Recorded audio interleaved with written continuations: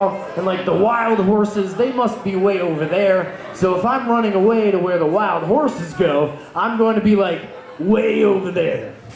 It's far away from home. Wherever I was sent away to, I went farther than that. I went deeper, I went darker. It got cold out, the moss on the trees was all wet and damp from dew now. Got creepy out there, the fog rolled in. It was like Andrew and Adam were like clouding out the stage. No, shit. I really feel that Where the Wild Horses Go was such a gross interpretation of reality that it wasn't going to work as a tale. It wasn't going to capture the attention of anybody. It was just going to be this kind of boring story about somebody who rode horses every once in a while and got in trouble. I don't want to hear about somebody getting in trouble. That's not what I'm all about. I'm not about people like being punished for speaking out and being like, "Rawr, I'm 8 years old, fuck you," or whatever. Like, I don't care what Max did, really. Like, he was wearing his pajamas with the crown on top. In my mind, he can do kind of whatever he wants, and I'll get mad later at him, but he's wearing that outfit. Like, that's the thing about kids, is they wear some outfits sometimes, and you just, like, can't not let them get away with whatever. Like, you see a kid wearing a Woody costume, dude? Fuck, they can like kick me in the shins and call me an asshole, and I'm like, "There's a snake in my boot! You are hilarious, child!" And I'm not really sure what to do about it. That's why I don't spend time around children, is because I don't know how to react to them appropriately. I want to react like they're adults doing childish things, but they're not. They're children doing adult-like things in a childlike manner, and it just creeps me out when it comes down to it, and I'm not sure how to deal with it, so it freaks me out. And therefore, I try to stay away from children. There are a few that I do enjoy being around, but that's because they act like adults, and it really helps. That helps a lot with dealing with the children. So, anywho, Max is also a child that I can equate to in a certain weird way because he wears this outfit. And I also like to wear outfits. This is where I'm going with all this. Mine aren't really there all the time. Tonight they are, because I'm wearing this awesome Carol from Where the Wild Things Are hoodie with the fuzzy interior that you can get from Ocean Pacific for $15.95, possibly at Target. I think they still have some. But when you wear a costume, it's different than wearing a mask, in my opinion. There's that whole like psychological, I'm wearing a mask and I want to hide things from you. I think wearing a costume is the opposite of that. I'm not hiding from anything when I am wearing a costume. I'm showing off who I think I should be when I'm wearing a costume. I don't wear my Superman cape that much anymore, but I should, because that is what I think I should be wearing. I don't live up to it all the time, so I leave it on my mirror. But that's okay. That's a whole nother story altogether. But when you think about wearing a mask, you think about hiding yourself behind something, and the only thing that the world gets to see is your eyes. They get to see the windows to your soul, and so you get to see no facial expressions.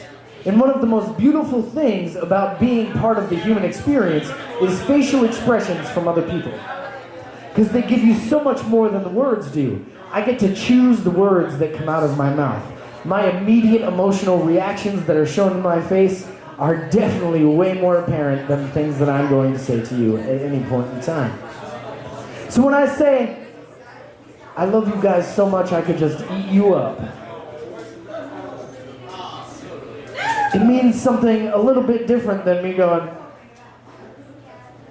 with my Grinch face. Because it's me looking at you in a certain tone of voice, if you will. But when I say something, I'm very precise with what I'm doing. I'm trying to give you a certain image. I'm trying to like make escape for you to experience. But when you look at me and you get to see my visage, I've been trying to use that word for like 3 days. I'm sorry, it just came out. When you get to see my face and all of its reactions upon the things that you do to me, it is so much more telling about the person that I am and the relationship that we have. I hate to do it, because it comes up in like every stand-up comedy thing, and I'm not a stand-up comedian, even though I'm kind of funny sometimes. But like, "I'm fine" from your significant other? Like, "How are you doing tonight?" "Oh, I'm fine." Or like, "I'm fine." Like, "I'm fine." Like, "I'm fine." All of those things mean something different, and the tone of voice changed slightly, but my face contorted in a very different manner every time. And it was so much more telling about the purpose than my voice, and the two things separated from each other is really weird. You can check it out on YouTube. I think it was Mental Floss or one of those Vsauce. Vsauce 2 had that up there. You can check it out later. Anyway, when Max goes to his room, he's sent there without his dinner. And the most wonderful part about that is, as he goes upon his journey to go into the deep, dark jungle, as it turns out, across many oceans, and he gets to find all of these wild things, all of these beautiful monsters that he surrounds himself with, and he becomes the king of, and then eventually hands the kinghood off so that he can escape from them because he's so lonely, even though he's around all of these beautiful monsters. His mother comes back. She puts the warm food where Max will find it. Even though he's gone, he's been lost. In the movie, the mom chases after him. It's a bunch of bullshit. Don't look into that. Anyways, in the book, she leaves the food there, and it's still warm by the time he gets back. By the time Max gets back to his room, through this imaginary world where he lived weeks and possibly months, he ruled over a bunch of monsters. He told them what to do, how they were going to live their lives, then decided he was too lonely with these monsters. He needed to go be with people of his own kind, that he handed off the hierarchy to somebody else and traveled back home. And all of that time, his mom still had warm food for him. There was somebody there handing something out to him in a different way. No matter how much outpouring Max did, he imagined things, he ruled things, he made decisions, he changed people's minds. He made a world unto himself that was so completely different from everything that he knew, and all he wanted was a little bit of familiarity. And by the time he realized that, his food hadn't gone cold yet. Because in our minds, it doesn't take that long at all, ever.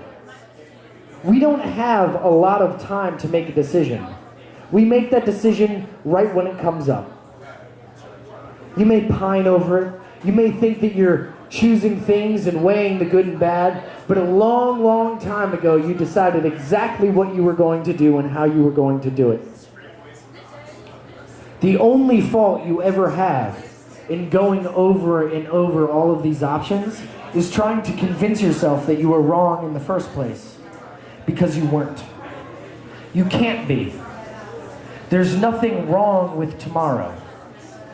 There's nothing wrong with coming home so that you can have a little warm food, cuddle up in your favorite blanket, put on your really fuzzy hoodie with a couple stripes on it, and go to bed. My name is Supe.